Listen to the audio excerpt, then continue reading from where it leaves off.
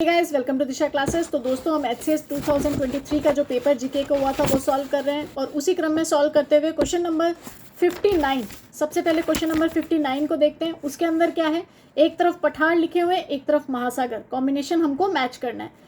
Albatross पठार कहाँ का है? दक्षिण पूर्वी प्रशांत महासागर का। तो मैं आपको सही आंसर ही बता रही हूँ, ध्यान दीजिएगा। क्वेश्चन नंबर 59, टेलीग्राफ पठार उत्तरी अटलांटिक, एम्स्टर्डम सेंट पॉल पठार हिंद महासागर, कुरील कमचटका पठार उत्तरी पश्चिमी प्रशांत महासागर। ठीक है, तो क्वेश्चन नंबर 59 के अंदर जो सही आंसर है वो है बी, क्योंकि ये बी कॉम्बिनेशन में ही सही तरीके से थे। ए का 3, बी का 1, सी का 4 और डी का 2। नेक्स्ट है हमारा 60th क्वेश्चन, जो 60वें नंबर का सवाल है। उसके अंदर एक तरफ भूगोलवेत्ता का नाम है और एक साइड वो कहाँ से हैं ये पूछा गया है। तो इसके अंदर हमको गलत ढूंढना है, गलत जो है उनको टिक करना है। जीन ब्रून्स फ्रांस के, बिल्कुल सही। मोहम्मद अल इदरीसी इंग्लैंड के, बिल्कुल नहीं, अरब के हैं वो। डेविड हार्वे स्पेन के, बिल्कुल गलत, वो इंग्लैंड के हैं। और ग्रे हॉट स्कॉट जर्मनी के, बिल्कुल वो जर्मनी के हैं। तो गलत कौन कौन से हैं? मोहम्मद अल इदरीसी जो कि इंग्लैंड के नहीं है और डेविड हार्वे जो कि स्पेन के नहीं है। तो ये कॉम्बिनेशन, ये मिसमैच किस में है? डी के अंदर। दूसरा और तीसरा जो है डी के अंदर। क्वेश्चन नंबर 60 का जो आंसर है आपका वो क्या हुआ? डी। क्वेश्चन नंबर 61 के अंदर हमें एक साइड में मृदा दे रखी है, ठीक है, एक साइड में मिट्टी दे रखी है और दूसरी साइड में उनके बारे में कॉम्बिनेशन दे रखा है कि कौन सा सही है, जो एक्सप्लेनेशन है वो सही है या नहीं है।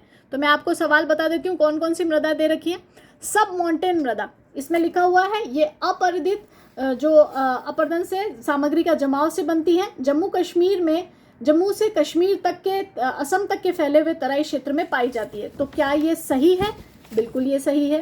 दूसरा है करेवा मिट्टी, क्या ये कश्मीर घाटी में भद्रवाह घाटी में पाए जाने वाले सरोवरी निक्षेप है? बिल्कुल। करेवा का मतलब क्या होता है? केसर।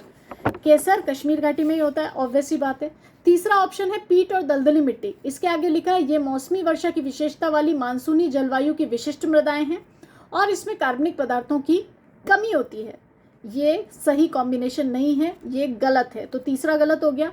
चौथा है लेटेराइट मिट्टी, ये मृदाएं ह्यूमस और कार्बनिक पदार्थों से भरपूर होती है, ये भी गलत है। ठीक है, तो इसके अंदर गलत चुनना था हमको, तो तीसरा गलत है और चौथा गलत है।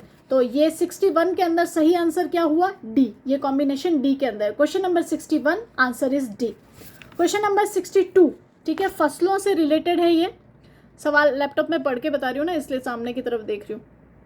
क्वेश्चन नंबर 62 में क्या है? भारत में फसलों के मुख्य मौसम के संदर्भ में निम्नलिखित कथनों में से कौन सा असत्य है? सत्य नहीं ढूंढना है, असत्य ढूंढना है। ठीक है, तो पहला ऑप्शन है खरीफ और रबी शब्द अरबी भाषा से उत्पन्न हुए, जहां खरीफ का अर्थ शरद ऋतु और रबी का अर्थ है वसंत ऋतु। हिंदी में पढ़ोगे तो ये गलत है, क्योंकि देखो इसकी इंग्लिश पढ़ो। इंग्लिश में अगर पढ़ोगे तो kharif means autumn and rabi means spring. English में तो सही लिखा है, हिंदी में गलत लिखा है, लेकिन अब इंग्लिश वाला मान्य होगा। तो ये वाला कथन अगर हम देखें तो सही है, ये कथन सही है। दूसरा है खरीफ की फसलों को बढ़ने के लिए ठंडे मौसम और कम पानी की आवश्यकता होती है, गलत। ठीक है, रबी की फसलों को आमतौर पर अधिक पानी की आवश्यकता होती है और इन्हें मानसूनी फसल कहा जाता है, ये भी गलत है। ठीक है, तो दूसरा तीसरा गलत हो गया, हमको क्या चुनना था? गलत ही चुनना था। चौथा है जायद, गर्मियों के महीनों के दौरान फसलों का एक छोटा मौसम होता है, इस मौसम में ज़्यादातर मौसमी फल और सब्जियां उगाई जाती है। तो ये जो है आपका करेक्ट है। तो सही आंसर, ये जो कॉम्बिनेशन अगर हम देखें ना, तो दूसरा और तीसरा जहां हमने देखा था कि ये गलत है, और ये किसके अंदर है? डी के अंदर। तो क्वेश्चन नंबर 62 का अगर आंसर हम देखें तो डी के अंदर क्या दे रखा है? दूसरा और तीसरा, ये गलत है। अब क्वेश्चन नंबर 64 में एक तरफ आर्टिकल दे रखे हैं, दूसरी तरफ प्रावधान दे रखा है, उसको मैच करना था कॉम्बिनेशंस को। 263 मैं आपको सही वाले बता रही हूँ। आर्टिकल 263 अंतर राज्य परिषद। आर्टिकल 265 विधि के प्राधिकार के बिना कर नहीं लगाना। आर्टिकल 266 भारत की संचित निधि। आर्टिकल 267 आकस्मिक निधि। तो ये कॉम्बिनेशन ए का 1, बी का 2, सी का 3 और डी का 4, ये एज इट इज़ ऐसे ही दिए हुए थे और ये सारे के सारे सही मैच हैं। और ये कौन से ऑप्शन में दे रखा है? ए। तो क्वेश्चन नंबर 64 का जो आंसर है वो ए। एक आपका सवाल रह रहा था सूची मिलान वाला, एक साइड में क्या दे रखा है इन्होंने, प्रक्रियाएं दे रखी है कि भाई ये नाम दे रखे हैं, टर्म दे रखे हैं। क्वेश्चन नंबर 76, इसको हमको मिलान करना था। मॉल्टिंग क्या होती है? बाहरी परत को छोड़ने की प्रक्रिया, ठीक है, इसको इंग्लिश में क्या कहते हैं? मॉल्टिंग कहते हैं। किसी की भी जो होती है ना मतलब जो प्रक्रिया है, जानवरों से रिलेटेड जो प्रक्रिया होती है वो दे रखी है इसके अंदर। बाहरी परत को छोड़ने की प्रक्रिया, जो अपना कुकुन है ना उसको छोड़ने की प्रक्रिया। रीलिंग, रीलिंग क्या दे रखा है? कोयों से रेशम निकालने की प्रक्रिया। आप लोगों ने कीट देखे होंगे ना जिससे सिल्क बनता है, सिल्क के जो वॉर्म होते हैं, सिल्क वॉर्म, वो अपने कुकुन में रहते हैं। उन कुकुन से जब उनको निकाला जाता है तो इस प्रक्रिया को क्या कहते हैं? रीलिंग। वाइट कलर के कीड़े होते हैं, येलो कलर का कुकुन बनाते हैं, और वो देखा हो तो लकड़ी की उसमें उनको रखा जाता है, फिर उनसे निकाला जाता है बॉईल करके, और उनको निकाला जाता है।